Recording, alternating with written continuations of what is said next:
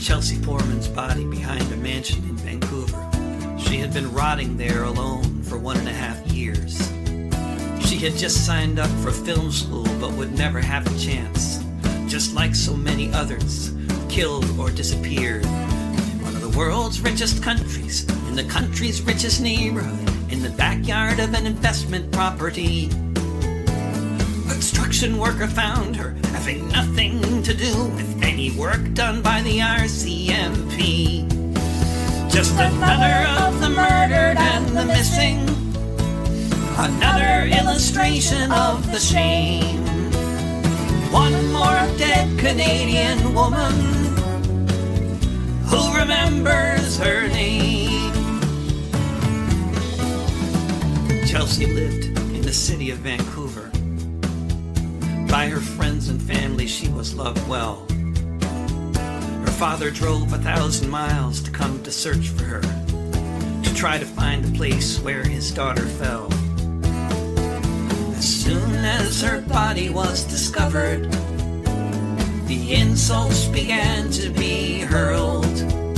There was no foul play involved in her death, the RCMP announced to the world.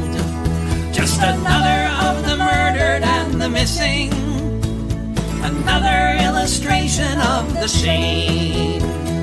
One more dead Canadian woman who remembers her name.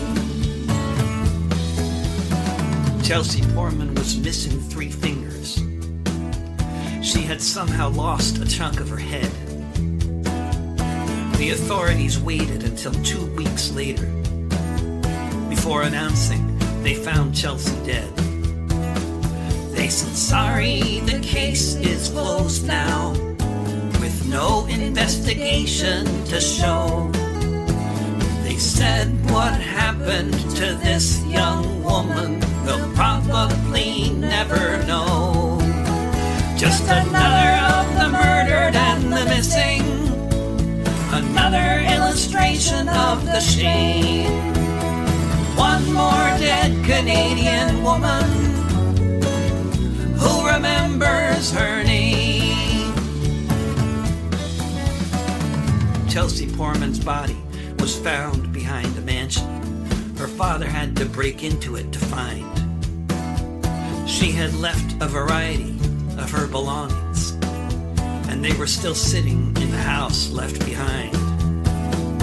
We may not know what happened to her yet, but someone important has something to hide. There's one thing here that is certain: the cops are corrupt and they lied. Just another of the murdered and the missing, another illustration of the shame. One more dead Canadian woman who remembers her name. Just another of the murdered and the missing, another illustration of the shame. One more dead Indigenous woman who remembers her name.